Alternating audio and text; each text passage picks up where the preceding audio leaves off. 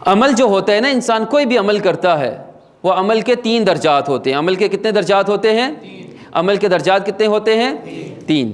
تو میرے ساتھ ساتھ آپ پڑھیں گے عمل، یہ اس طرح ایسے کر کے، عمل کے 3 درجات ہوتے ہیں۔ ایک ہوتا ہے عدل، ایک کیا ہوتا ہے؟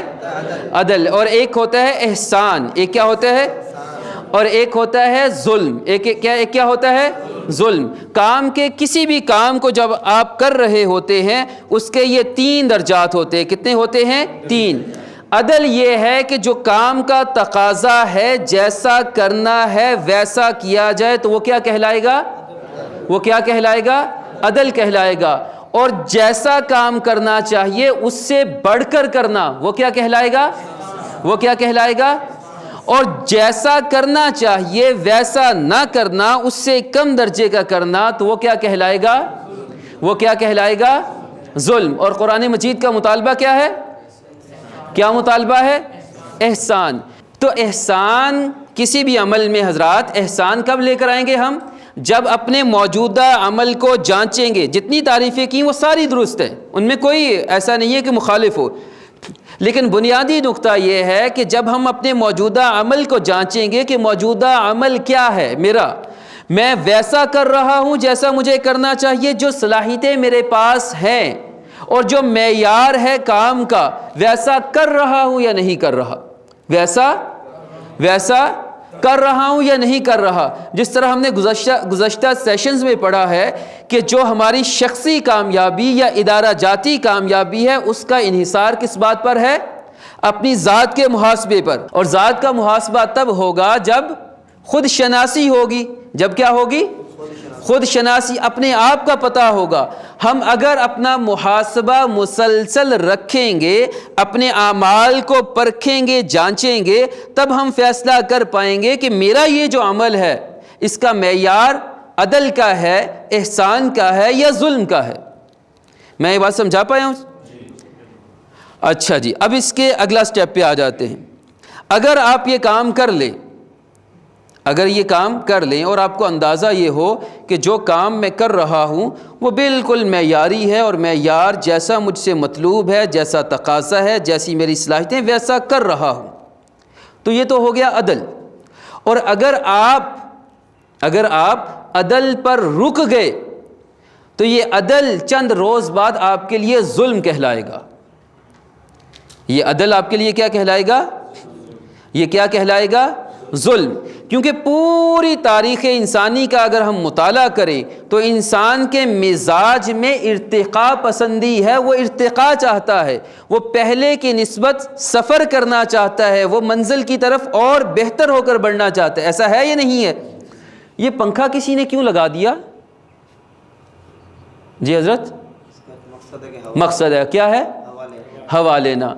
اب اگر انسان یہاں پر اکتفا کر لے کہ پہلے بہت گرمی تھی، پنکھا لگ گیا یا پنکھا بن گیا تو بس ٹھیک ہے، ٹھنڈی ہوا مل گئی، اور اسی میں خوش، اسی میں مگن کہ میں فنے خواہ ہوں، میں نے پنکھا بنا لیا اور پنکھا لگ گیا ہے، اور اسی خوش فہمی میں وہ ساری زندگی بسر کر دے، تو یہ انسان ہونے کی جو صلاحیات یا کوالٹیز یا انسان ہونے کے جو عناصر ہے، پھر ایسے انسان میں ذرا کمزور ہے، کم ہے، کیونکہ اس نے اسی پر اکتفا کر لیا، اسی پر رک گیا، اسی پر ٹھہر گیا، اسی پر جم گیا، اس نے مزید بہتری کا نہیں سوچا، اس نے مزید بہتری کا نہیں سوچا۔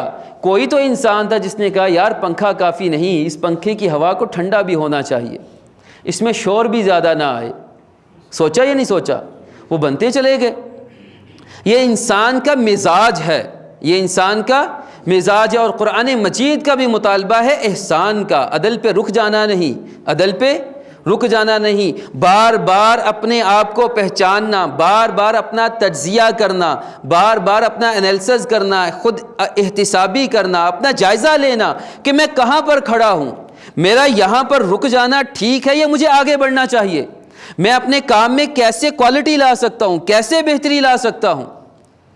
اور یاد رکھیے کہ اگر کوئی انسان احسان کے مقام پر فائز ہو جائے، پھر یہ احسان بھی چند روز بعد عدل بن جاتا ہے اس کے لیے۔ اگر وہ اس میں اپنے آپ کو امپروو نہیں کرتا، اپنے آپ کو مزید بڑھاتا نہیں۔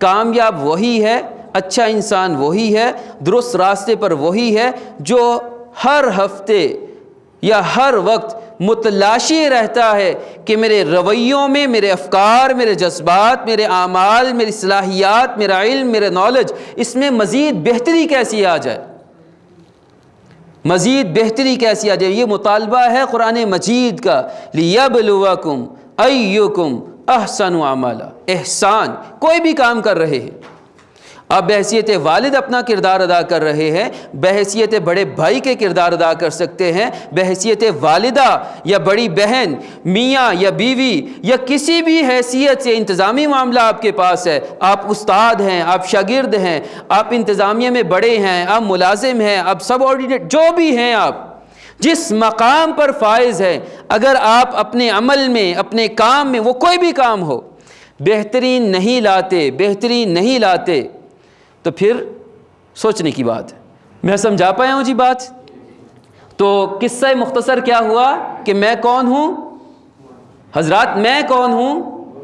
یہ میں کا لفظ نکالنا بہت ضروری ہے، کیونکہ ہمارا جب بھی ہم کوئی بات کرتے ہم ایسا کریں گے، وہ ہم پتہ نہیں کون ہوتا ہے۔ اگر نا 4 لوگوں کو کہہ دیا جائے کہ بھئی یہ کام کر لو گے، جی ہم کر لیں گے، وہ سارے اپنے اپنے کاموں میں مصروف ہوتے ہیں، وہ کام رہ جاتا ہے۔ جب تک میں کا صیغہ نہیں بولا جاتا انسان اپنے آپ کو سنا نہیں پاتا۔ ایسا ہے یا نہیں ہے؟ تو کہ میں کون ہوں؟ تو میں معلم ہوں، اور میں رول ماڈل، عملی نمونہ ہوں۔ میں کون ہوں؟ میں عملی نمونہ ہوں۔ میں کا لفظ ضرور استعمال کریں، میں عملی نمونہ ہوں۔ اب میرا کام ہے، میرا انتخاب ہے کہ میں اچھا عملی نمونہ بن جاؤں یا اچھا نہ بنوں۔ یہ کس کے اختیار میں ہے جی؟ یہ جملہ پڑھیے گا جی، سب سے زیادہ حقدار کون ہے؟ ہاں یہ بات، اور اونچی آواز سے ہونا چاہیے نا۔ کون ہے؟ میں ہوں، میں خود ہوں۔ جو کچھ پڑھیں گے یہ کس کے لیے پڑھ رہے ہیں ہم؟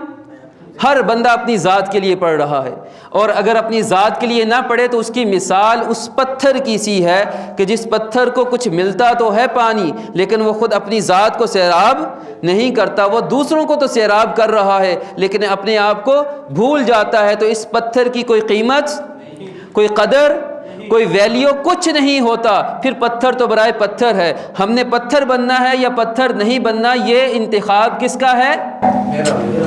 اب میرا کام ہے، میرا انتخاب ہے کہ میں اچھا عملی نمونہ بن جاؤں یا اچھا نہ بنوں۔